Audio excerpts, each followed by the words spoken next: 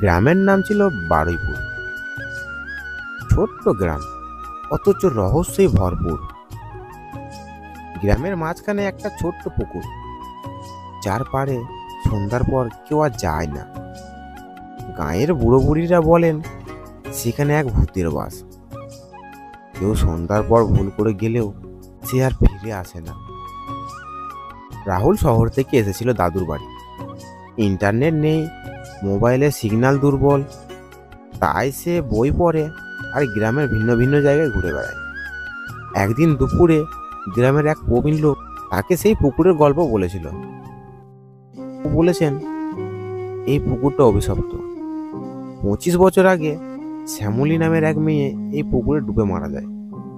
অনেকেই বলে সে আত্মহত্যা করেছিল। তার প্রেমিক রাজু তাকে ধাক্কা দিয়ে ফেলে দেয়। তারপর থেকে প্রতিদিন সন্ধে নামলে কেউ না কেউ পুকুর পাড়ের দিকে যায়, কিন্তু আর সে ফিরে না। রাহুল হেসে উড়িয়ে দিল, ভূত বলে কিছু আছে নাকি, এসব তো গাঁয়ের গল্প। কিন্তু কৌতূহল জন্ম নিয়েছে। এক গভীর রাতে সে ঠিক করলো পুকুর পাড়ে যাবে। দাদুর বাড়ির লোক সবাই ঘুমিয়ে পড়েছে। সে ব্যাগে টর্চ আর হাতে মোবাইলটা একটা ছুরি নিয়ে বেরিয়ে পড়ল। পুকুর পাড়ে পৌঁছে প্রথমেই সব স্বাভাবিক লাগলো। পুকুরের কালচে জল আর নিস্তব্ধ, কিন্তু হাওয়া নেই, কেবল ঝিঝি পোকার ডাক। হঠাৎই পুকুরের জলে কেমন যেন গর্জনের মতো শব্দ এলো। রাহুল টর্চ জ্বালিয়ে দেখতে চাইল, কিন্তু আলোটা কেমন ঝাপসা হয়ে গেল। আচমকা তার চোখের সামনে এক সাদা কাপড় পরা মেয়ের ছায়া দেখতে পেল। রাহুল কাঁপা গলায় বলল, কে? মেয়েটা চুপ করে দাঁড়িয়ে রইল। তারপর ধীরে ধীরে বলল, তুই ওদের মতো করবি না তো? আমায় মেরে ফেলবি না তো? রাহুল তো অবাক। কে তুমি? তুমি কি শ্যামলী? মেয়েটি হেসে উঠল, কিন্তু হাসিটা ছিল ঠান্ডা, ভয় ধরানো। শ্যামলী তো মরে গেছে, তার বদলা এখন আমি নেব। হঠাৎ তার চারপাশে অন্ধকার হয়ে গেল। টর্চটাও নিভে গেল, মোবাইলেও কাজ করা বন্ধ করে দিল। হাওয়া শুরু হলো ঝড়ের মতো। রাহুল দৌড়ে পালাতে চাইল, তার পা কাঁধে আটকে যায়। ধীরে ধীরে সে দেখতে পেল চারপাশে আরো ছায়ামূর্তি। একটা মুখ, যাদের ছবি সে কয়েকদিন আগে দেখেছিল গ্রামের পুরনো অ্যালবামে। এরা তো সেই মানুষ যারা পুকুর পাড়ে এসে নিখোঁজ হয়ে গেছিল। তারা সবাই বলল, আমাদের মুক্ত করো, ও আমাদের আটকে রেখেছে।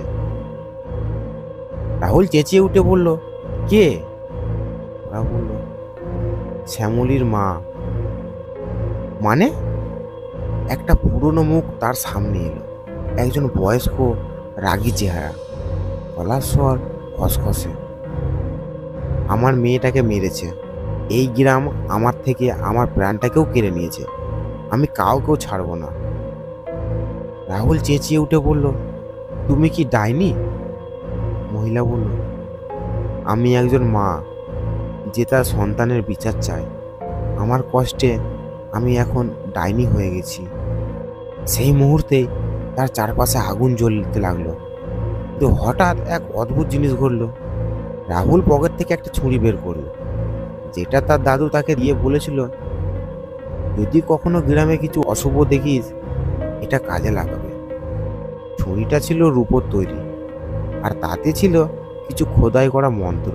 রাহুল ছুরিটা তুলে মাটিতে একটা দাগ কাটতে ভূতের ছায়ারা কাঁপতে শুরু করলো। ডাইনির চেহারাটাও বিকৃত হতে লাগলো। সে চেঁচাতে লাগলো, না না, এটা তো ওই ছুরি। রাহুল বুঝতে পারলো যে এই ছুরির সঙ্গে কোনো পুরনো ইতিহাস আছে। হয়তো এটা শ্যামলীর বাবা, যে এই অভিশাপ থামাতে চেয়েছিলেন। কিন্তু হঠাৎ করেই সব কিছু থেমে গেল। বাতাস স্তব্ধ, আগুনও নিভে গেল, আর তার সাথে সাথে ছায়াগুলো আর দেখা গেল না। রাহুল চোখ খুলে দেখলো সে পুকুর পাড়ে দাঁড়িয়ে আছে, কিন্তু সকাল হয়ে গেছে। চারপাশে তার গ্রামের মানুষ, আর হাতে সেই ছুরিটাই আছে। মাথায় হাত রেখে দাঁড়িয়ে আছেন রজত কাকু। রজত কাকু কেঁদে ফেললেন আর বললেন, তুই বেঁচে আছিস বাবা?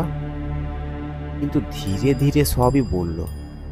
গ্রামের মানুষ ভয়ে কাঁপতে লাগলো, কিন্তু তারপরে তারা বুঝতে পারলো এই পুকুরটা আর অভিশপ্ত নয়। 3 মাস পর রাহুল আবার শহরে ফিরে যায়। একদিন তার ঘরের দরজায় একটা চিঠি দেখতে পেল, কোনো নাম নেই। চিঠির মধ্যে লেখা, বেঁচে তো গেলি, তবে আর কতদিন বাঁচবি, মা এখনো আছে।